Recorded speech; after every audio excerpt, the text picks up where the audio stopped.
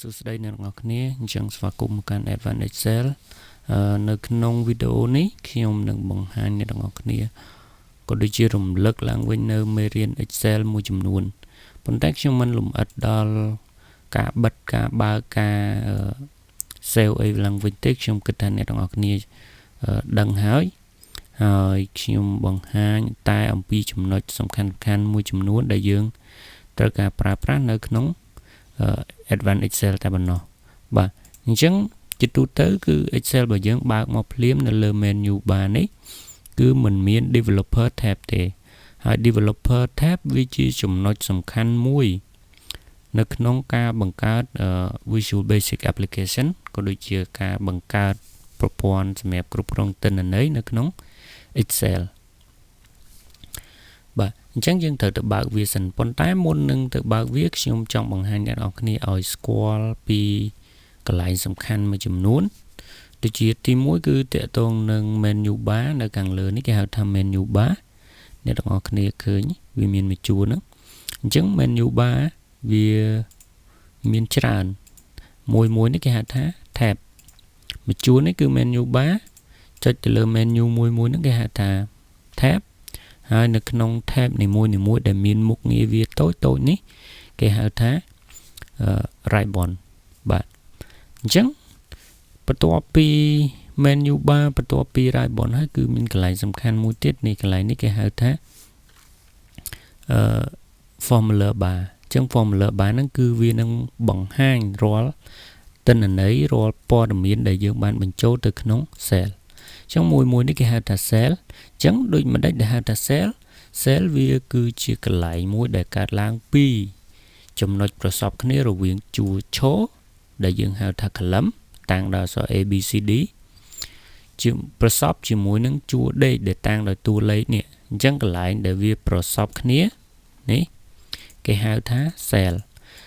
នៅពេលដែល cell ជាច្រើនផ្ដុំចូលគ្នាវាបង្កើតបានទៅជា worksheet ហើយនៅក្នុង file មួយឬក៏ workbook មួយអញ្ចឹង workbook ហើយនឹង file ហ្នឹងវាដូចតែគ្នាទេនៅក្នុង workbook មួយហ្នឹងគឺវាមាន sheet អាចលើសពីមួយអញ្ចឹងយើងបង្កើតបានក៏បានដែរបាទអញ្ចឹងយើងនិយាយត្រឡប់ទៅវិញមានន័យថានៅក្នុង workbook របស់យើងគឺមាន sheet ជាច្រើនឬមួយក៏អាចនិយាយបានថាវាលើសពីមួយបាទអូខេអញ្ចឹងនៅក្នុង Excel ព័ត៌មានសំខាន់ក៏ដូចជាកន្លែងសំខាន់របស់វាគឺមានប៉ុណ្ណឹងហើយនៅមាន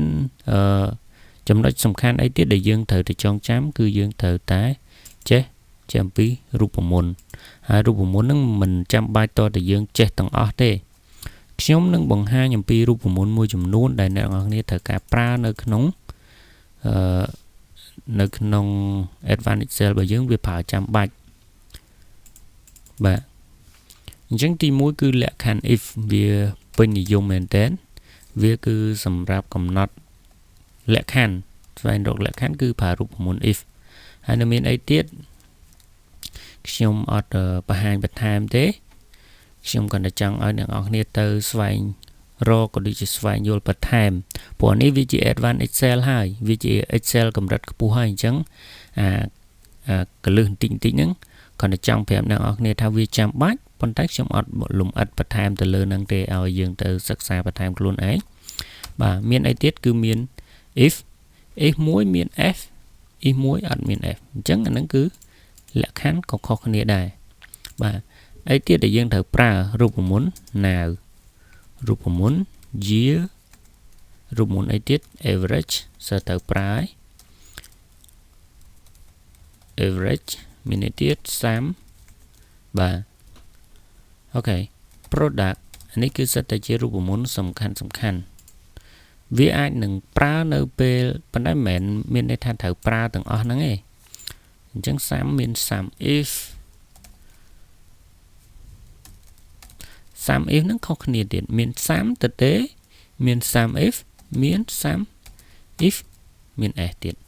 បាទអីទៀត count count ទៅទេ count a អាហ្នឹងក៏ខុសគ្នាដែរខ្ញុំនឹងបង្ហាញមួយមានន័យថា if កន្លែងនេះគឺសម្រាប់លក្ខខណ្ឌតែមួយទេបើសិនបើលក្ខខណ្ឌមួយអត់ពិតវាបង្ហាញមួយទៀតអូខេអញ្ចឹងអាហ្នឹងគឺមានតែមួយលក្ខខណ្ឌទេប្រសិនបើលក្ខខណ្ឌទី1អត់ត្រឹមត្រូវគឺវានឹងអនុវត្តលក្ខខណ្ឌបន្ទាប់បាទអញ្ចឹង if មាន s នេះគឺលក្ខខណ្ឌដូចគ្នាប៉ុន្តែបើលក្ខខណ្ឌទី1មិនអនុវត្តវាបន្តទៅលក្ខខណ្ឌទី2បើលក្ខខណ្ឌទី2មិនអនុវត្តវាបន្តទៅលក្ខខណ្ឌទី3ទី4អីចឹងទៅnow កន្លែងនេះគឺជារូបមន្តមួយសម្រាប់ចាប់យកពេលវេលាម៉ោងរបស់កុំព្យូទ័ររបស់យើងនេះអញ្ចឹងដូចឥឡូវនេះគឺម៉ោង 9:18 នាទី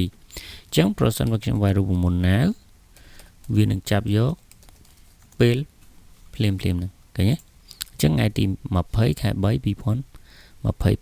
វេលាម៉ោង 9:18 នាទី year អញ្ចឹងឧទាហរណ៍ថាខាងលើនេះគឺមានថ្ងៃខែឆ្នាំម៉ោងប៉ុន្តែវាយើងប្រើរូបមន្ត year គឺដើម្បីទៅចាប់យកតែឆ្នាំទេចេញពីកាលបរិច្ឆេទដែលមានស្រាប់ទោះបីជាមានថ្ងៃមានខែក៏វាអត់ខ្វល់ដែរវាចាប់យកតែឆ្នាំទេ average គឺមធ្យមភាគរកមធ្យមភាគក្នុងចំនួនបាទ30នេះគឺផលបូក product នេះគឺយើងអាចនិយាយថាផលគុណ sum if បូកហើយមានលក្ខខណ្ឌsum if មានន័យថាបូកហើយមានលក្ខខណ្ឌច្រើនទៀត count count ទៅទេនេះគឺវារាប់តែចំនួនតួលេខទេកន្លែងណាក៏ដោយឲ្យតែមានលេខបានវារាប់ចំណែក count A ហើយនឹងមានមួយទៀតគឺ count blank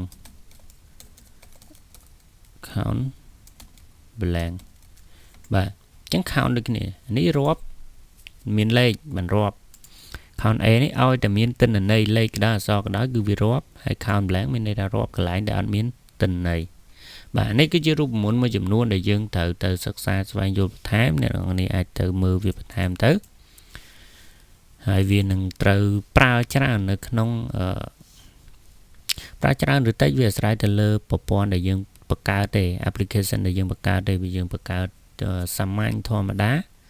គឺវានឹងមិនចាំបាច់ប្រើទេមិនចាំបាច់ប្រើអត់ទេតែប្រសិនបើapplication របស់យើងប្រព័ន្ធរបស់យើងបង្កើតមកហ្នឹងវាមានភាពស្មុគស្មាញច្រើនគឺវាត្រូវតែប្រើទាំងអស់ហ្នឹងឯងបាទ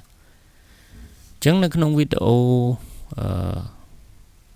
មេនទី1 part 1ហ្នឹងគឺខ្ញុំនិយាយប៉ុណ្្នឹងសិនហើយនៅក្នុងវីដេអូ part 2ខ្ញុំនឹងនិយាយបន្តទៀតមេរៀនទី1ដដែលតែ part 2